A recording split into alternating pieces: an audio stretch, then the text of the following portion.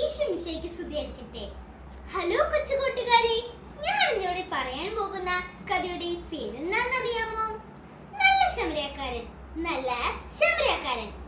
ഈ കഥയിലെ വേദവാക്യം കൂട്ടുകാരനെ നിന്നെപ്പോലെ തന്നെ സ്നേഹിക്കണം. ലൂക്കോസ് 10-27 വാക്യം. ഒരു ദിവസം ഈശോ തന്നെ പിന്തുടർന്നു വന്ന ജനങ്ങൾക്ക് മനോഹരമായ രസകരമായ ഒരു കഥ പറഞ്ഞു കൊടുത്തു. ആ കഥയാണ് ഞാൻ ഇവിടെ പറയാൻ പോകുന്നത്. ഒരു ദിവസം ഒരാൾ യെരുശലേമിൽ നിന്ന് യെരിക്കോയിലേക്ക് പോവുകയായിരുന്നു. അപ്പോൾ ഒട്ടും പ്രതീക്ഷിക്കാതെ ചില കള്ളന്മാർ ഓടി വന്നു. അവർ അയാളെ അടിച്ച് മുറിവേൽപ്പിച്ച് അയാളുടെ പണവും വസ്ത്രങ്ങളും എല്ലാം എടുത്തുകൊണ്ട് ഓടിപ്പോയി.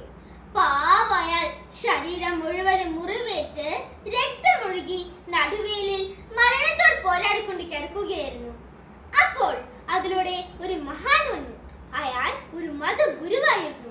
വഴിയിൽ മരണത്തോട് പോരാടിക്കൊണ്ടിരുന്ന ആ മനുഷ്യനെ അയാൾ കണ്ടു. ഉടനെ ഓടിച്ചെന്ന് സഹായിക്കും എന്നല്ലേ നമ്മൾ വിചാരിക്കുക. നമ്മൾ അങ്ങനെയല്ലേ ചെയ്യുക. എന്നാൽ ഈ മനുഷ്യൻ മരണത്തോടും പോരാടിക്കൊണ്ടിരുന്ന വ്യക്തിയെ സഹായിക്കാൻ തയ്യാറായില്ല. അയാൾ മനസ്സിലെന്താ ചിന്തിച്ചെന്നറിയാമോ? ഇവൻ ആരാ? ഇവനും എനിക്കും തമ്മിൽ എന്താ ബന്ധമുള്ളത്? ഇവനെ സഹായിക്കുന്നതുകൊണ്ട് എനിക്ക് എന്തെങ്കിലും പ്രയോജനം ഉണ്ടാവോ? അല്ലെങ്കിൽ തന്നെ ഞാൻ വളരെ തിരക്കില്ല. വീട്ടിൽ 1000 ജോലികളുണ്ട് എന്ന് മനസ്സിൽ ചിന്തിച്ചുകൊണ്ട് നിലത്ത് കിടക്കുന്ന മനുഷ്യനെ സഹായിക്കാതെ അവിടെ നിന്ന് പോയി. ആ വഴിയിലൂടെ വേറൊരാളും വന്നു. അയാൾ ഒരു ലേവ്യക്കാരനായിരുന്നു. അയാളും മരണത്തോട് മല്ലിട്ടുകൊണ്ടിരുന്ന മനുഷ്യന്റെ അടുത്ത് വന്നു. എന്നിട്ട് അയാൾ വളരെ ശ്രദ്ധയോടെ നോക്കിക്കൊണ്ടിരുന്നു.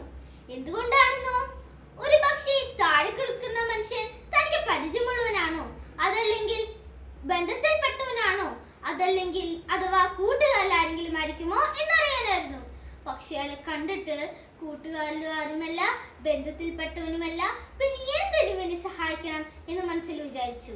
അത് മാത്രമല്ല, ഇന്ന് ഞാൻ ഇട്ടിരിക്കുന്നത് വെള്ള വസ്ത്രമാ. ഇവന്റെ ദേഹം മുഴുവൻ ചോരൊലിക്കുന്നുണ്ട്. ഇവന് തൊട്ട് സഹായിച്ചാൽ എന്റെ ഡ്രസ്സ് മുഴുവൻ ചോര പുരളുവല്ലോ. വമ്പ വിലയ്ക്ക് വാങ്ങിയത് എന്തിനാണെന്ന് ചിന്തിച്ച് അയാളെ സഹായിക്കാതെ അവിടെ നിന്നും പോയി. അയ്യോ പാവം, അയാളെ സഹായിക്കാൻ ആരും വന്നില്ലേ എന്നാണോ ആലോചിക്കുന്നത്. അപ്പോഴാണ് ആ വഴി ഒരാൾ വന്നത്. അയാൾ ആരാന്നറിയാമോ?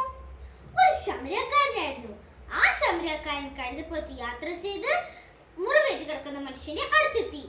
എത്തിയ ഉടനെ അയ്യോ പാവം, ഇയാൾ മുറിവേറ്റ് കിടക്കുകയാണല്ലോ, ശരീരത്തിൽ നിന്ന് ചോരൊഴുകിക്കൊണ്ടിരിക്കുന്നല്ലോ എന്ന് വളരെയധികം വിഷമിച്ചു. എന്നിട്ട് അയാൾ കഴുതപ്പുറത്ത് നിന്ന് ഇറങ്ങി വന്ന് അയാളോട്, സഹോദര, ആരാണ് നിങ്ങളോട് ചെയ്തത്? വിഷമിക്കേണ്ട, വ്യസനിക്കേണ്ട, ഞാൻ നിങ്ങളെ സഹായിക്കുമെന്ന് പറഞ്ഞ് കുടിക്കാൻ വെള്ളം കൊടുത്ത് അയാളുടെ മുറിവുകൾക്കെല്ലാം മരുന്ന് പുരട്ടി. അതിനുശേഷം അയാളെ കഴുതപ്പുറത്ത് കയറ്റി ഒരു നല്ല വൈദ്യന്റെ അടുത്തേക്ക് കൊണ്ടുപോയി. എന്നിട്ട് വൈദ്യരോട്, വൈദ്യരെ, ഇയാളെ നന്നായി ചികിത്സിക്കണം, പൂർണ്ണ സുഖമാകുന്നത് വരെ ഇവിടെ തന്നെ ഇരിക്കട്ടെ. ഇയാളുടെ മുറിവുകളെല്ലാം ഉണങ്ങി ആരോഗ്യത്തോടിരിക്കട്ടെ. അതിന് എത്ര പണം ചെലവായാലും അത് ഞാൻ തരാമെന്ന് പറഞ്ഞുകൊണ്ട് പൂർണ്ണ മനസ്സോടെ അയാളെ സഹായിച്ചു. ഈ കഥയിൽ നിന്ന് ഈശോ ചുറ്റിയിരിക്കുന്ന എല്ലാവർക്കും വളരെ നല്ലൊരു ഗുണപാഠം പഠിപ്പിച്ചു കൊടുത്തു. അതെന്താണെന്ന് അറിയാമോ? സ്വർഗരാജ്യത്തിലേക്ക് പോകാൻ ആഗ്രഹിക്കുന്നവരാരാണോ അവർ നല്ല ശമരിയക്കാരനെ പോലെ മറ്റുള്ളവരെ സഹായിക്കണം.